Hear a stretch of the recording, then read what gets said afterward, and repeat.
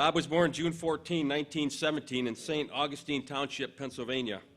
He served our country in the U.S. Army during World War II, where he played on the Army Artillery Special Service baseball team from 42 to 45.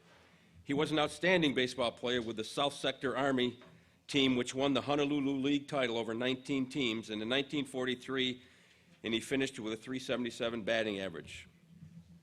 In 1944, the best military baseball players were all stationed in Hawaii, where Bob Bender played against baseball legends like Joe DiMaggio, Pee Wee Reese, Phil Rizzuto, Red Ruffing, and Johnny Mize. Following his discharge from the Army, Bender was recruited by his uncle Joe Nagel to move to Jamestown, New York, and work at the Jamestown Steel Partitions and play for their semi-pro powerhouse baseball team. The 1946 Steel Partitions won the Class A Muni League championship and the New York Penn Semi-Pro League title. The following years saw him win back-to-back New York State Semi-Pro Championships and the 1948 City Muni AA title. They also captured the league title in 50, 52, 54, and played in many national tournaments throughout the country. Following his playing days, Bender coached Little League and Babe Ruth baseball here in Jamestown for over 18 years, all while being the supervisor for the City of Jamestown Recreation Program, and was instrumental in the formation of the Jamestown Area Old Timers baseball team, which still exists to this day. Representing Robert Bob Bender is his son, Greg Bender. Thanks, Chip. Thanks, Randy. Obviously, the Bender family really wants to thank everybody on the Board of Directors and the Selection Committee. We are, for recognizing and honoring our father, we're very humbled by this experience. I'm sure he would be as well. We are especially proud to have Dad enter with his good friend and fellow Steel Partition bomber, Ellie Norton. Dad would be thrilled. Only about, as my recollection, only about 3 of the people on the committee probably ever saw Dad or Ellie play, so it's really a tribute to that they still really value the contributions of past generations of Chautauqua sports.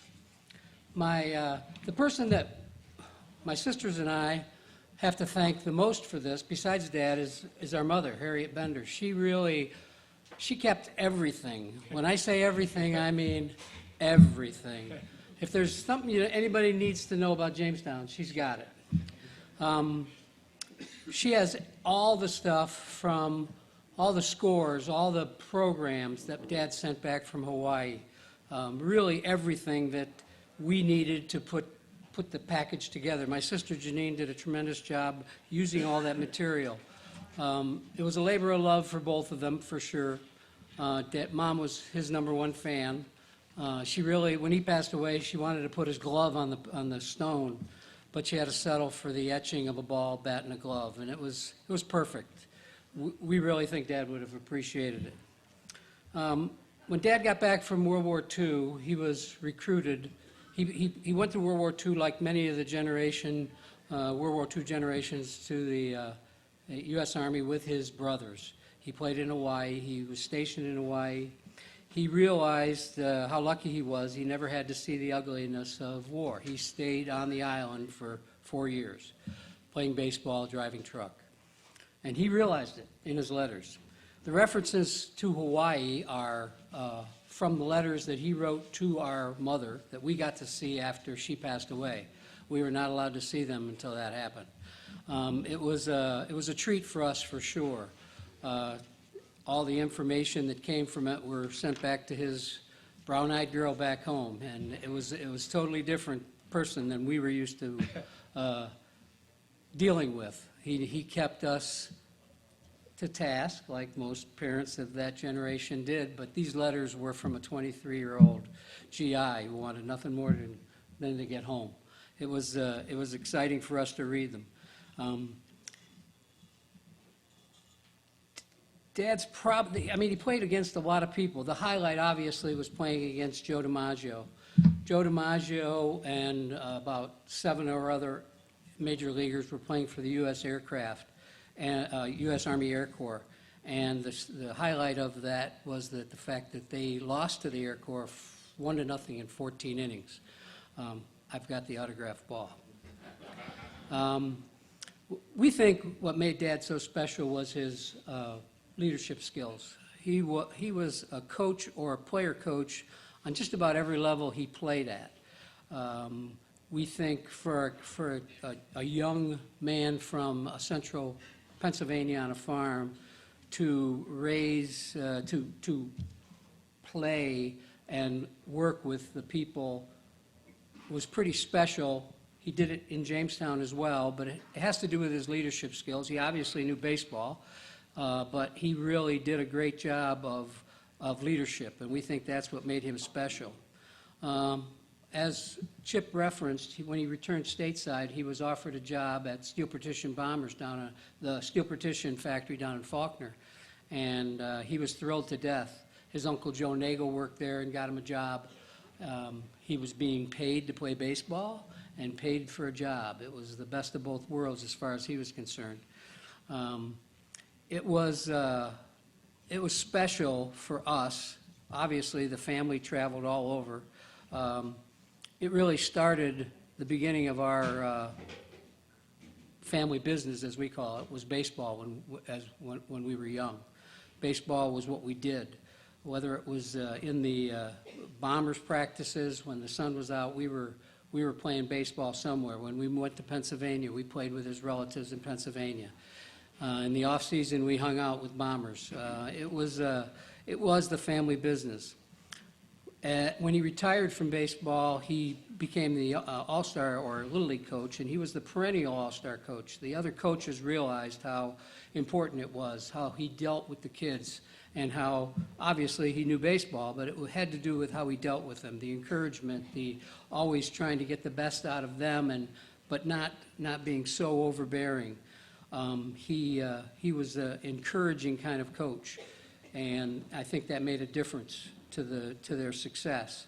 He, as I referenced in my speech in the book, he also liked the term "rub a little dirt on it" if you got hurt. I know who that was for too, mostly me. He was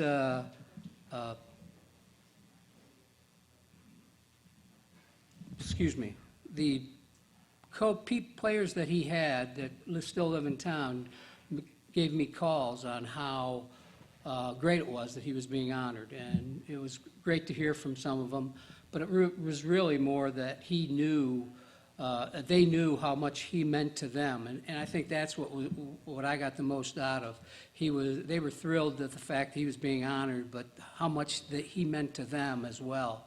And we did have a player die from wounds in Vietnam, and it really crushed him for quite a while. He was very, very heartbroken over that. In 2020, it'll be 50 years since he has passed away.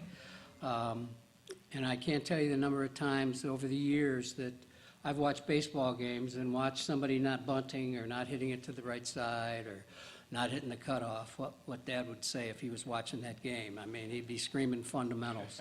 I mean, that's just the way he worked.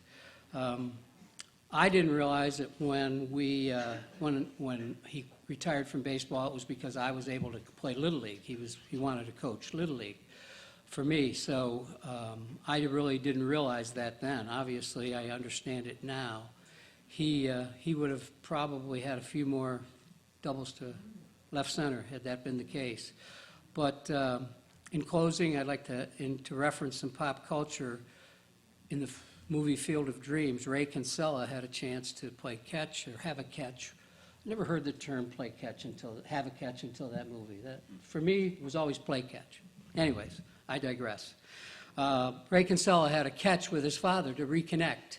And this speech, and obviously going through all the records, has been my ability to do the same with my dad. So on behalf of the family, we'd like to thank you, obviously, and we'd like to thank our dad, because we are proud.